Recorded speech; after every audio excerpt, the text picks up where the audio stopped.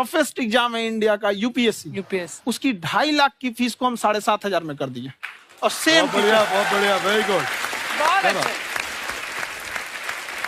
और इंडिया के सबसे बेस्ट टीचर के साथ जो भी हैं वो अपने सब्जेक्ट में उससे बेस्ट इंडिया में कोई नहीं। और इतना के बावजूद ऐसे हम लोग को लगता होगा 7,500 बहुत कम है। एक लड़की ने कहा कि सर शाम वाले बैच को ना मॉर्निंग में कर दीजिए। हम कहे बाबू तो इतना सबके इंडिविजुअल से तो बैच ट्रांसफर नहीं, क्या प्रॉब्लम है? उसने कहा ना शाम में हमको दूसरे के यहाँ बर्तन मांजने जाना होता है। तो हम लोग को लगता है कि जितना ये तकलीफ इससे कई गुना जाते हैं। और कई बार तो ऐसा लगता है कि वो भी ना ले। एक लड़का बेचारा नदी से बालू निकालता था और वो बालू को भरता था, फिर नाव बालू को किनारे लेके बेचती थी और वो बालू भरता था, उससे मेरी फीस ले आया। हमारा हाथ कांप गया, हम कैसे फीस ले लेंगे यहाँ पर। बहुत बढ़िया। उसी दिन हमने ये प्रण लिया था कि भारत का कोई भी बच्चा उसके सफलता में पैसा उसकी बाधा नहीं बनेगी, चाहे उसको जितना भी पढ़ना रहे। आपका क्या बात। और अर्चना जी, मैं इनके बारे में एक बात, खान सर आपके बारे में मैं एक बात कहना चाहता हूँ। इनका जो स्टार्टअप है ये बूटस्ट्रैप्ड है। अच्छा, मैं साधारण भाषा में बता देता हूँ, ये सेल्फ फंडेड है। इन्होंने अभी तक किसी और से पैसा नहीं लिया है। ये इन्वेस्टर के पैसे से नहीं, इन्होंने खुद इसको बिल्ड किया है। और बल्कि इतना स्ट्रॉन्ग स्टार्टअप है ये कि मैं कहूंगा कि अगर इन्वेस्टर्स को इन्वेस्ट करना हो तो मैं एंडोर्स करता हूँ ऐसे स्टार्टअप्स को। यही सब चीजों को देखते हुए कई लोगों ने धमकी भी दिया था वहां पर। अच्छा। और उसके बाद बम चला दिए और 7-8 बम चला दिए और कुछ ब्लास्ट हुआ। एक बेचारा नया लड़का आया था एडमिशन लेने के लिए, उसकी स्कूटी उड़ा दिया। वो आया था, कहा कि सर हम तो पढ़ने आए थे, हमारा स्कूटी उड़ गया। हमारी ऑफिस उड़ा दिए सब। एक तो पास में आके गिरा और नहीं फटा वो।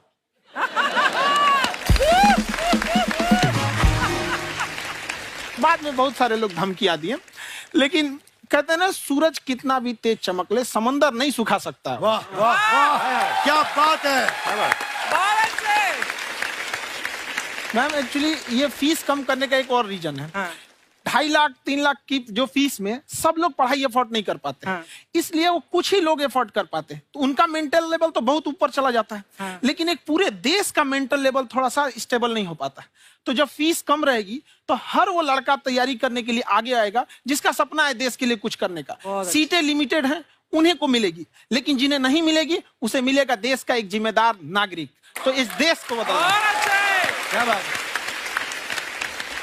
हम लोग विश्व गुरु कहे जाते थे, क्यों? क्योंकि दुनिया से लोग हमारे यहाँ पढ़ने आए थे। चाइना से ह्वेनसांग आया, फायान आया, आज कोई नहीं आता है। हम लोग का उद्देश्य एक समय आएगा जो फिर आएंगे यहाँ पढ़ने के लिए। क्या बात है सर। पर आप देखो अर्चना जी, सबसे ज्यादा आईपीएस आईएएस बिहार से निकलते हैं। आप देखो पढ़ाई लिखाई में पॉलिटिशियन बहुत बड़े बड़े निकले हैं। तो ऐसा नहीं है, हर जगह ऑप्शन भी नहीं है वहाँ पे, इंडस्ट्री नहीं है, खेती करेगा तो कोई खास वो नहीं रहे। ऑप्शन भी नहीं है, सही बात है। बिहार की मिट्टी में एक चीज है, जिद तो बहुत जबरदस्त है। कुछ भी नहीं रहेगा तो सब कुछ पाने का उसको जिद रहेगा, करके भी दिखा देगा। वहाँ पे कर देंगे हम यहाँ पे। विवेक सर, आपके बारे में हमने सुना एक बार आप संन्यास लेने चले गए थे। कौन वापस लेके आया आपको? फिर कहाँ तक पहुंच गए थे आप? नहीं, मैं एमबीए की पढ़ाई के बाद मैं ये सोचा था कि अपना जीवन भगवान की सेवा में समर्पित कर दूं। अच्छा जी। बहुत साल मैं वृंदावन में रहा था और गुरुकुल में रहा था।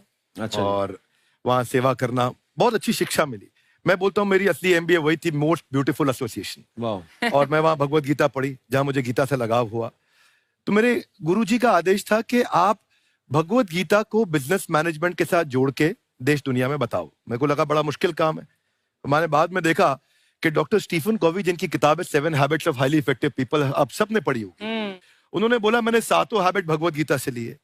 और हमारे देश के लोग ऐसे हैं जो मेरी किताब पढ़ते हैं, जो कि 3.5 मिलियन कॉपीज बिक चुकी हैं, और भारत में भगवत गीता नहीं पढ़ते।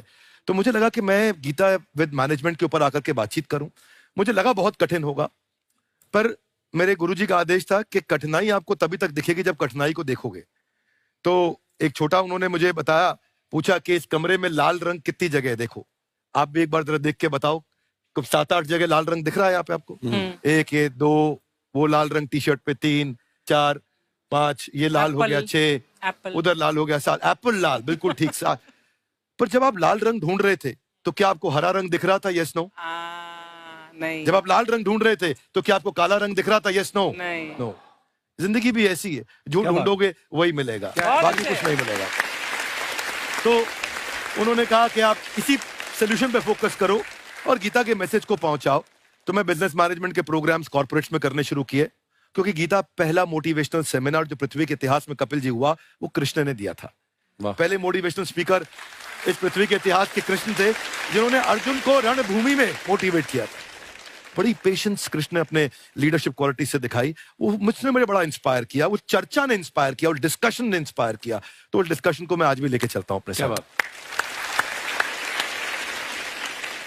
कहां सर, हमने सुना है आप 5 स्टार में रुके थे कल और नीचे जाके वड़ा पाव खाने गए आप रेहड़ी पे।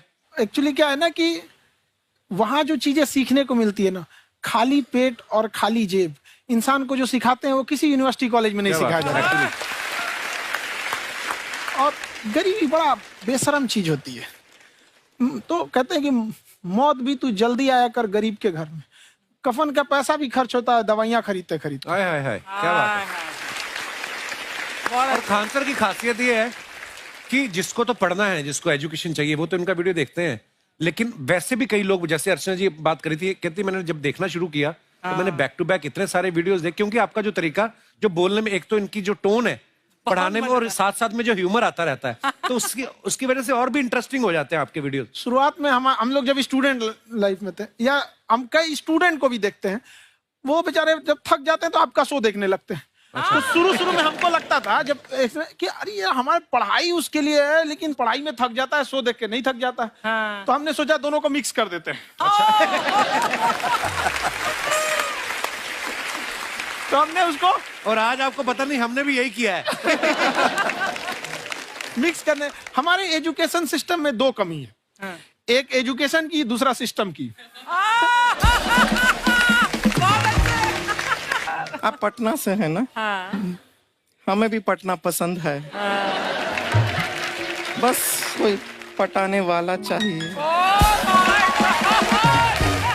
नहीं, मजाक नहीं कर रहे हैं। आपका जो चैनल है, हम दिन में 10 बार आपके चैनल को सब्सक्राइब करते हैं। दिन में 10? अरे हाँ, और बेल आइकन तो हम इतना जोर से दबाते हैं कि बाकी यूट्यूब वाले बाहर निकल के देखते हैं कि ये कौन है जिसने इनका चैनल इतना जोर से दबा दिया बेल आइकन। बुढ़िया, तो शर्म नहीं आती है? आते ही फ्लर्ट शुरू कर दिया ना तूने। तो जाते हुए करते हैं क्या? विवेक जी नमस्ते। आपसे एक काम था छोटा सा, कर देंगे आप? ये क्यों करेंगे? नहीं, गुरुजी हमेशा अपने वीडियो में कहते हैं कि विवेक से काम लो, विवेक से काम लो। विवेक मतलब दिमाग से काम लो आप। हाँ, तो विवेक जी अपने दिमाग से ही काम लेंगे। बहुत दिमाग है उनके पास। ये देखिए, जो आदमी, आपको मैं बताइए, जो आदमी बिना फिल्म किए कपिल शर्मा शो में आ गया, कितना दिमाग होगा उसके पास। लेकिन एक बात है जिसकी वजह से हम आप तीनों से नाराज हैं। क्यों? क्या बात? हर चीज में मोटिवेट मोटिवेट मोटिवेट क्या होता है? सच कह रहा है, जब भी ये शब्द सुनते हैं हमें लगता है कोई हमें चिढ़ा रहा है। मोटिवेट? बदल दीजिए ना, खाली मोटिवेट बोलना ही क्यों जरूरी है? कुछ और कीजिए। रोटी वेट, छोटी वेट, पतली वेट, कुछ भी बोलिए, मोटिवेट हटाइए। तो गुड़िया, तू भी एक्सरसाइज किया कर ना, देख डॉक्टर साहब ने कितना वजन कम किया है, तू भी कर ले। ठीक है, फिर मोटिवेट से ही चला लेंगे। लेकिन मोटिवेशन कोई बुरा बात नहीं है। हमारे दादाजी भी वैसे बहुत मोटिवेट करते थे। हाँ, एक बार तो तालाब में डूब रहे थे हमारे दादाजी। हमारे पास रस्सी भी था, ट्यूब भी था, फिर भी हम अपने दादाजी को बचा नहीं पाए। क्यों? क्योंकि हमने उनकी ओर तिनका फेंका ना, वही कहते थे डूबते को तिनका का सहारा काफी। नहीं लगा सहारा, दादाजी बुड़बुड़ बुड़बुड़ बुड़बुड़। गुड़िया, तू क्या करने आई इधर? अरे हाँ, हम क्या करने आए हैं, एक पूछना था सर, खान सर। ये जो हमारा एक चाचा का लड़का है, उसको क्या है, थोड़ा पढ़ाई में प्रॉब्लम हो रहा है। तो 12वीं का पढ़ाई आप उसको अच्छी तरह करवा के 12वीं पास करवा देंगे आप? करवा देंगे, वेरी गुड, बात कर लेते हैं। हाँ, राम सरोवर, देखो हमारा बात हो गया है। ये 10वीं जो तुमसे नहीं दिया जा रहा है, वो नहीं देना है।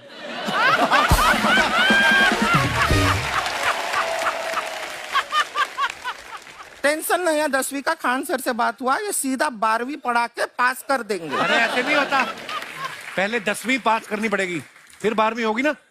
ऐसा कोई जरूरी नहीं है ये सीक्वेंस। हमारे मौसा जी थे, उनसे ना 10वीं हुई ना 12वीं हुई, अभी 3 दिन पहले सीधा उनकी 13वीं हुई। एक्चुअली क्या है, पढ़ाई लिखाई का हमको बहुत ज्यादा नॉलेज है नहीं, गांव में पढ़े हैं ना सर। स्कूल कहाँ होते थे अर्चना जी, गांव में स्कूल नहीं था, पेड़ के नीचे पढ़ते थे हम। यहाँ तक कि हमारे पास ब्लैक बोर्ड भी नहीं था, हमारे मोहल्ले की जो भैंसिया थी उसको खड़ा करके टीचर उसके ऊपर लिख के पढ़ाती थी। मजाक नहीं कर रहे हैं। और आप तो समझ रहे हैं, अभी ब्लैक बोर्ड की एक अटैच डस्टर था बैक बोर्ड का, समझ रहे हैं ऐसा, वो पीछे से आता था, लिखा हुआ मिटाता था और चला जाता था। ये तो कुछ भी नहीं है। एक बार क्या हुआ, हमारा स्कूल शुरू हुआ, शुरू होते ही 2 महीने के लिए छुट्टियां हो गई। क्यों? ब्लैक बोर्ड ने बछड़ा दिया था ना। तो वैसे आप लोग ना इतने ज्ञानी हैं, सब कुछ जानते हैं। आपसे एक टेक्निकल सवाल पूछे। एक बार ना 4 दोस्त थे, 4 दोस्त, साम दाम दंड भेद। वो डिसाइड करते हैं कि चलो एक गेम खेलते हैं, तो टीम्स बनाते हैं। तो साम दाम ने एक टीम बनाया। इस पे भेद को बहुत गुस्सा आया, पता है क्यों? क्यों? क्योंकि भेद को दंड मिलाना।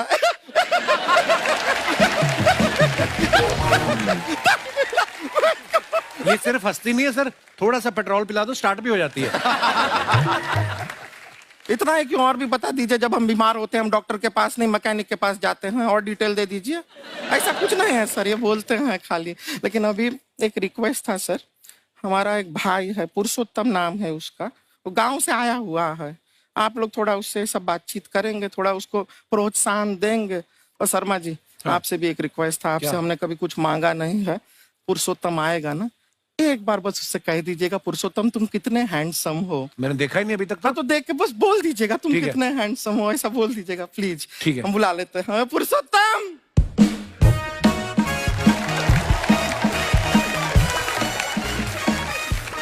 ये पुरुषोत्तम है। वाह, तेरा भाई बड़ा हैंडसम है। है तो हमारे खानदान में सब हैंडसम है, ज्यादा चापलूसी करने का जरूरत नहीं है।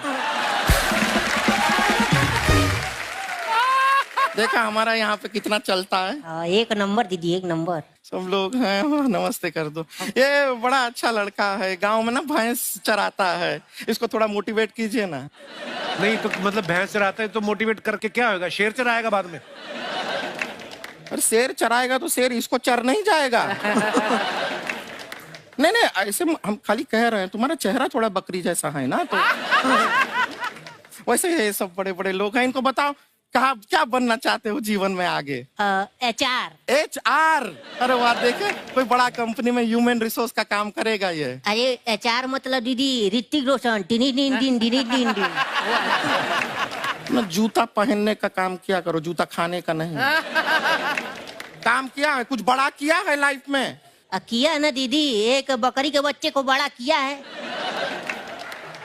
तो क्या जिराफ बना दिया बकरी के बच्चे को? अरे कुछ अलग किया है। हाँ दीदी, अलग किया है। वही बकरी का बच्चा भैंस का दूध पीने जा रहा है, तो हमने उसको अलग किया है। इससे नहीं होगा, मैं रहने दो, इधर आओ। ये देखो इतना बड़ा बड़ा लोग बैठा है, इनके सामने ऐसा बातें करोगे? इनसे मिलो, इनसे मिलो। विवेक जी तो कितना मार्केट के बारे में भी जानते हैं, मार्केट का कोई सवाल पूछो इनसे। सर परसों जो है मार्केट में हमारी साइकिल गायब हो गई, आपने देखा है क्या? हमारी साइकिल गायब हुई ना, हाँ। इसलिए दिमाग से पैदल हो तुम। पैदल समझते हो? हाँ। चल लोगे? 20 कदम चलोगे? हाँ। हाँ, घूमो जरा, अभी 20 कदम चल के दिखाओ। निकलो।